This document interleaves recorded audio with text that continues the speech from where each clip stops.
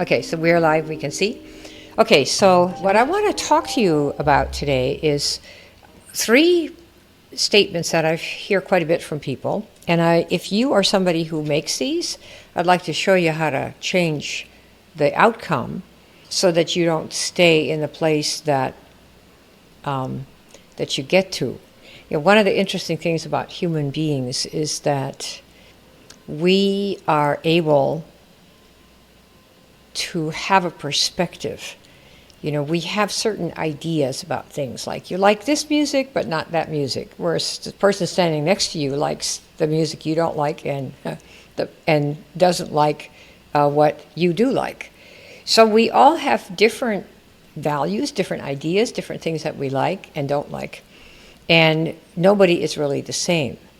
And that causes trouble sometimes when you're operating from what you know and what you believe and what music you like. So if you like old-time 60s music or 70s music, you probably don't want to be in the same sound room with somebody who likes, I don't know, hard rock or classical, right?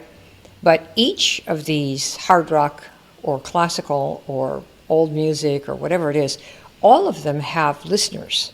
All of them have a business. That's why on Spotify, which I have just started using, there is just so incredibly much different kind of music. And I stay in certain areas. You know, you get your preferences and you set your preferences. And so we see our world through what we like and what our experience is.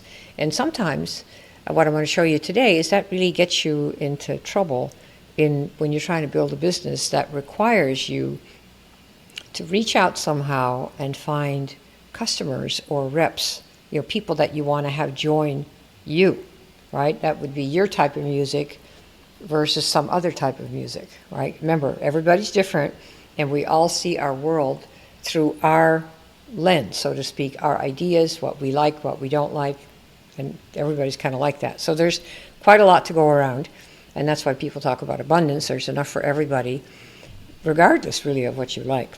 So I made a couple of slides to show you three of the most common things that people say from this point of view. And in case you say any of this, I'll be able to help you so that you can ask a little bit different question so that the outcome is that you get what you want. Okay, so let me see if I can.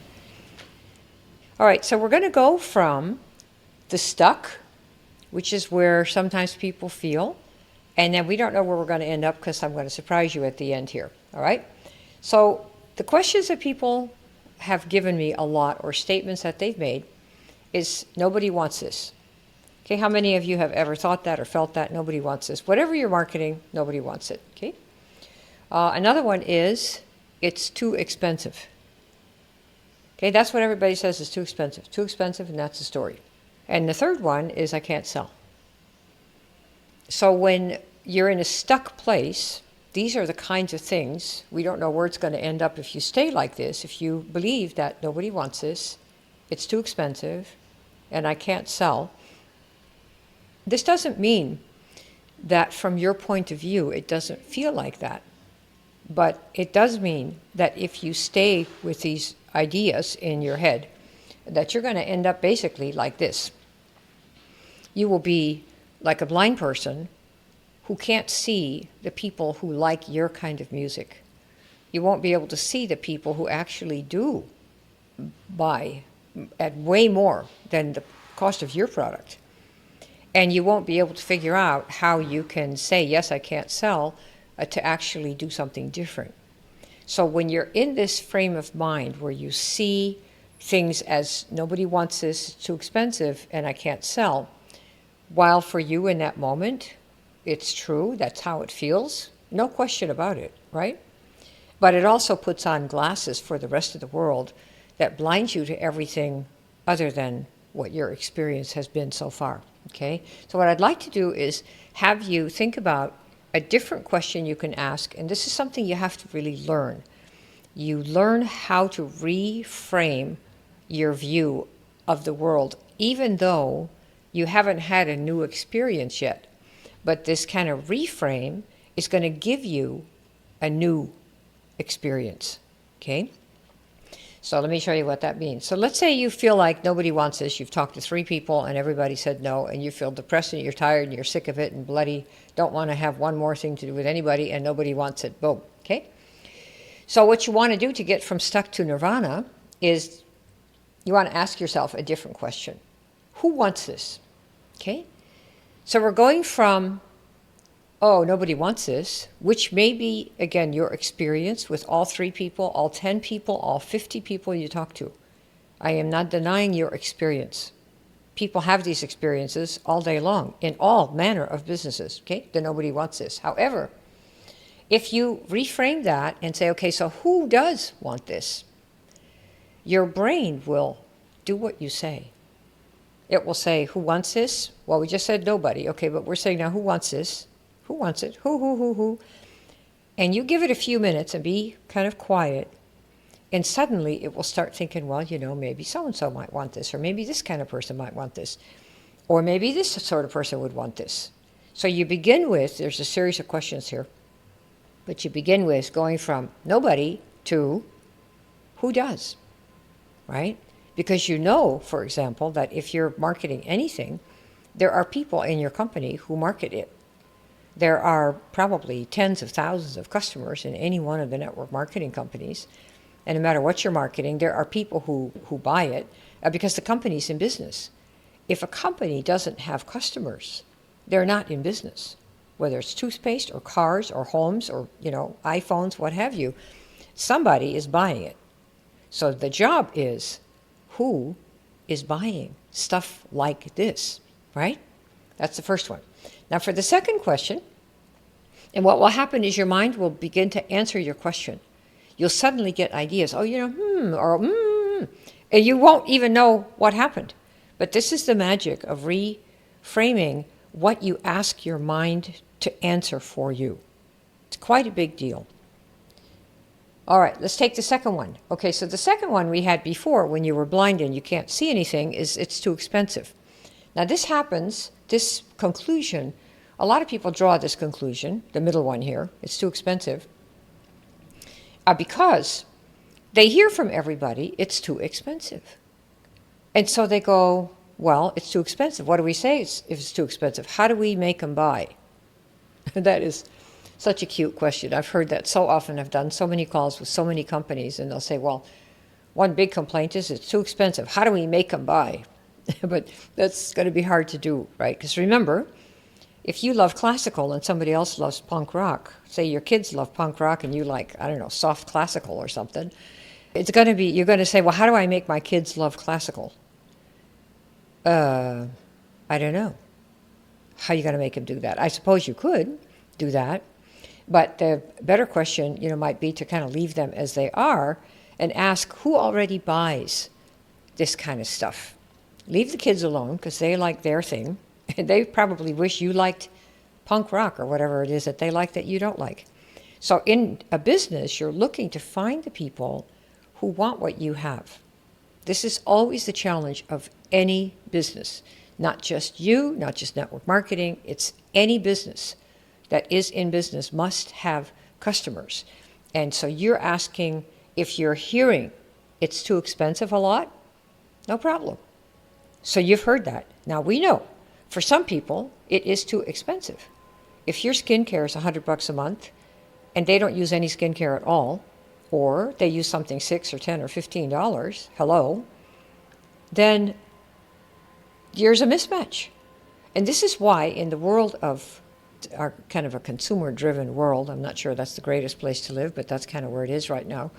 If you look at skincare, for example, you'll have stuff at the lower end, which is $5 or $6 a jar for a month's supply. And at the higher end, you might have something like La Mer, which is $2,400, $2,800, $3,000 a jar. A jar. And you might go, oh my God, right? Who would ever buy that? Well, some people do. Right? In the same way that somebody says, how could you ever love classical music? I don't want anything but, old 60s. Well, that's kind of how it is. There's a lot of people in this world with a lot of backgrounds, a lot of experiences, a lot of different things they've been exposed to. And so in every product line or service line, you have kind of the lower end to the higher end. and higher end defined as more expensive for one reason or another.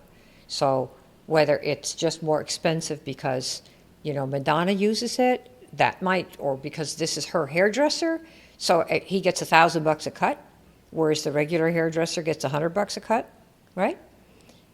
The high end depends on the user. It's what we think matters. So if we want to have Madonna's hairdresser, you're going to pay a couple grand probably to get her even to see you if there's even a space. And others of you just go to, Shortcuts or some kind of cuts for like, I don't know, $10, right?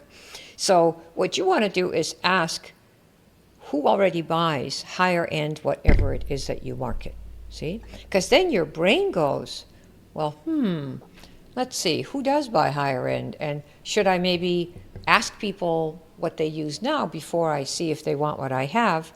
Like, do you love classical? Do you want a deal on classical? Absolutely not. I cannot stand classical. Oh, that's the end of that conversation, right? So who already buys high end? This will give you, again, make your brain go, oh, who buys high end? And you suddenly start thinking about that, you see, and it opens up your mind so that it starts the search. Your mind will do what you say. It will take the position that you tell it with your words. And this is why it's important to change these words out, okay? All right, now the last one is this one. The third one that you had up here was, I can't sell. Remember, that's the third one on the way over? Okay, so nobody wants this, too expensive, I can't sell. Now the third alternative for I can't sell, we have, can I make them come to me? Okay?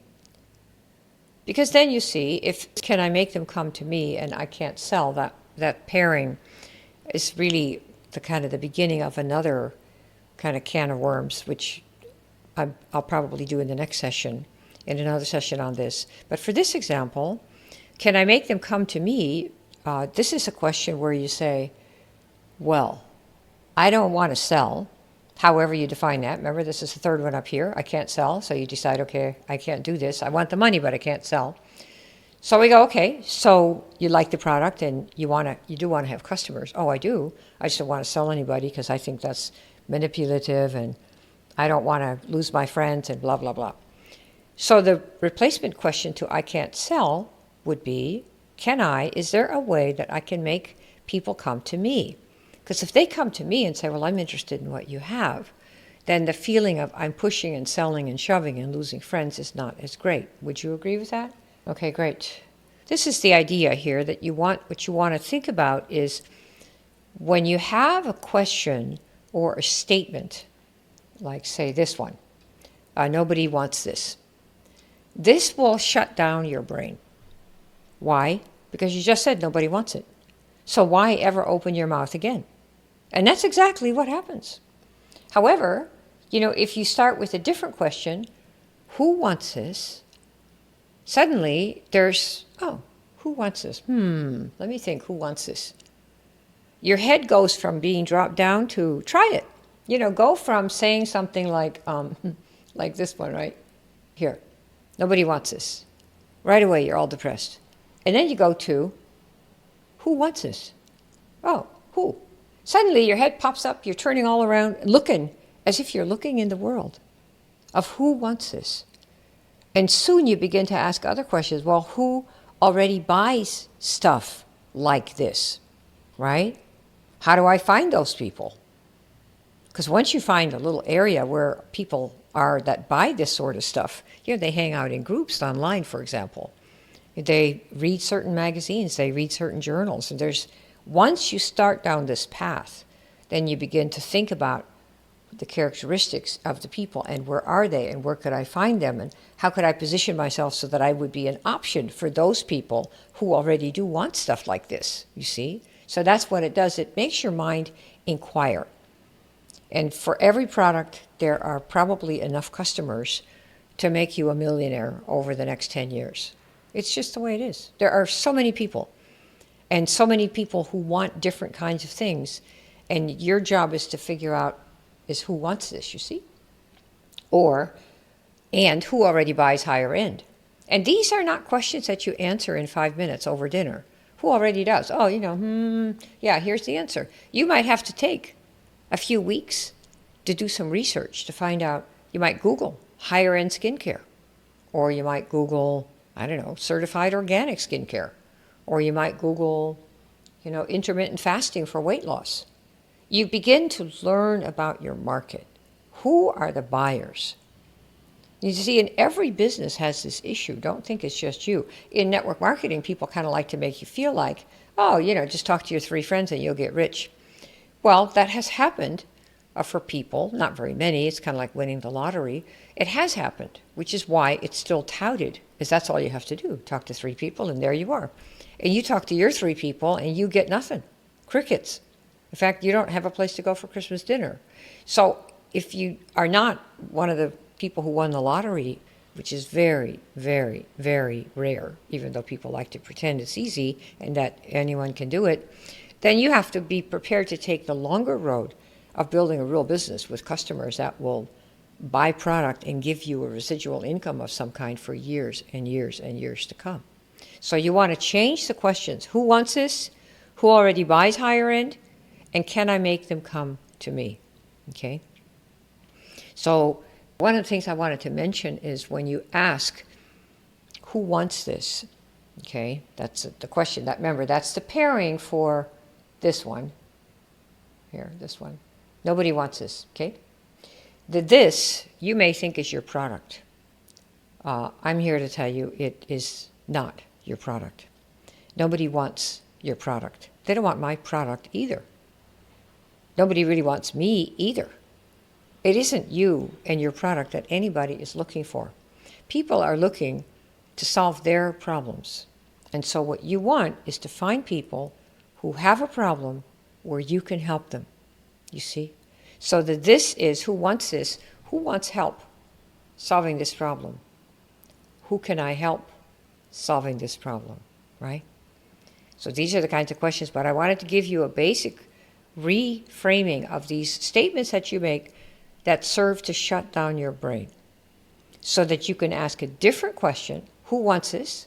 Who already buys higher end? Can I make them come to me? And have your brain working for you instead of against you. Okay? Does that help? And we do this, by the way, in the YES program. We have a 9-week program to help people through processes like this. And Kim Klaver class up there. There. That's what it is. Maybe you could put it in the group, the kimklaverclass.com. That's a 45-minute overview of things like this where you kind of give yourself a new perspective on things that have held you back, mostly unnecessarily, see?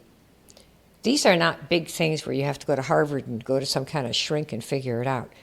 We're talking about changing the questions that you ask. I'm not saying, oh, let's pretend you have $1 million when you've $10 overdrawn in your bank account. We're not doing stuff that your brain goes, yeah, right. We're asking, who wants this? Who already buys higher end? And can I make them come to me? Okay? And how could I make them come to me? That's what the question should have been, okay? And then what we'll do, maybe next time I'll have another session on what it is that you're selling. So the question of who wants this can be broken down a little bit more, right? Who's looking for help in this area? And then more specifically, who can I help that's got this problem? And once you get to that place, you really are searching from among all the people who are looking to lose or looking to make an extra income, or who are looking to change somehow who they are or what their circumstances are. You'll be able to find those that you can help. You see, but you can't do it without asking these questions because nobody will come to you. The right people can't come to you because you didn't ask whatever the universe is out there for them. And this is really not even a universe question. Who wants this is simply, well, who's already buying higher end stuff like this? And you go to Google and you look for higher end, whatever it is that you're marketing, and see what kind of blogs there are, what kind of postings there are. You look for the groups on Facebook and you begin to see, oh, wow, there are a ton of people for whom this product would be considered cheap.